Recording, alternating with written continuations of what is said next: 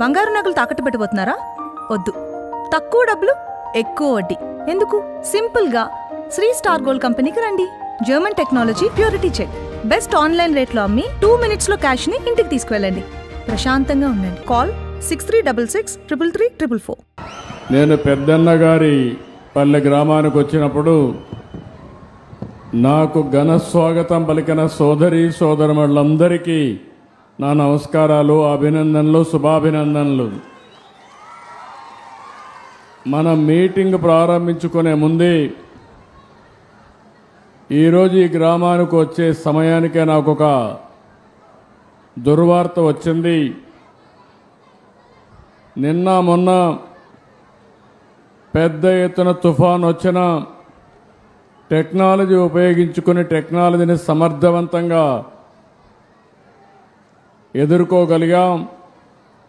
అదే సమయంలో నేను ఒకే టార్గెట్ పెట్టుకున్నా, ఎవరూ చనిపోకుండా ప్రాణ నష్టాన్ని కాపాడాలి అనే ఉద్దేశంతో ముందుకు పోయి 2 మాత్రం చనిపోయే పరిస్థితికి వచ్చారు. అది కూడా ఒక అతను పడవ ఉందంటే అక్కడికి వెళ్ళిపోయి దాన్ని బయట తీసుకురావడానికి ప్రయత్నం చేసి అతను చనిపోయాడు. ఇంకొక అతను ఉదయం అయితే ఎక్కడికి నేచురల్ కాల్స్కి వెళ్తూ ఉంటారు, అలాంటివి పోవద్దని చెప్పినా బయట వెళ్ళి చెట్టు పడిపోయి ఒక ఆయన చనిపోయాడు. కానీ ఈరోజు మీరు చూస్తే కాశీబుగ్గ టౌన్లో ఒక ప్రైవేటు వ్యక్తి వెంకటేశ్వర దేవాలయాన్ని కట్టాడు. అక్కడి నుంచి కార్తీక మాసం ఈరోజు చాలామంది అక్కడ దర్శనానికి వెళ్ళిపోయారు. కనీసం ఆయన చేసినప్పుడు పోలీసుకు కూడా చెప్పలేదు.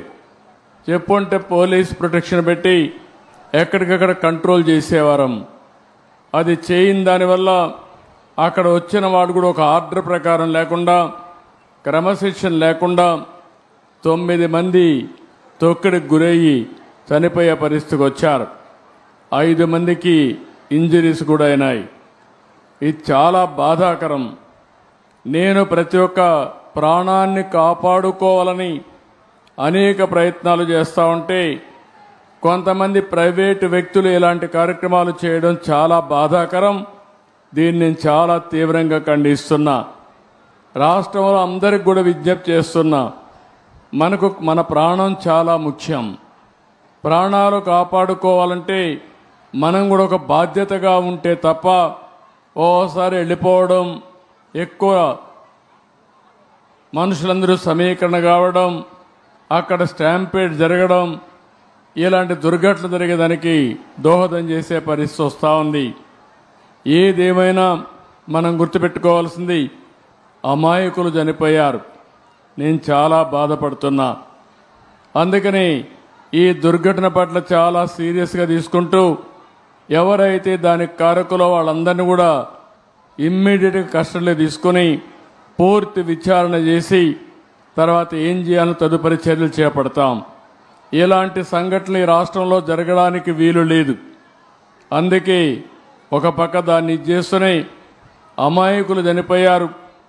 9 మంది ప్రాణాలు కోల్పోయారు. ఆ 9 మంది ప్రాణాలు కోల్పోయిందని నేను చాలా బాధపడుతున్నా. ఏ ఒక్క వ్యక్తి చనిపోకూడదనేది నా భావన. ప్రాణం విలువైనది. అలాంటి ప్రాణాలు పోగొట్టుకున్నప్పుడు మనం కూడా బాధ్యతనే ఇది చేయాల్సిన అవసరం ఉంటుంది. అలాంటి కుటుంబాలకు నా ప్రగాఢ సానుభూతి తెలియజేసుకుంటూ చనిపోయిన వాళ్ళందరికీ మన నివాళులు అర్పిస్తూ వాళ్ళ ఆత్మకు శాంతి కలగాలని, అది కూడా దేవుని సన్నిధిలో చనిపోయారు, దేవుని కోసరం పోయారు. కానీ ఈరోజు వాళ్ళంతా కూడా ప్రాణాలు వదిలిపెట్టే పరిస్థితి వచ్చారు. చాలా బాధేస్తుంది. ఏదేమైనా మనం అందరం నిమిత్త మాత్రం.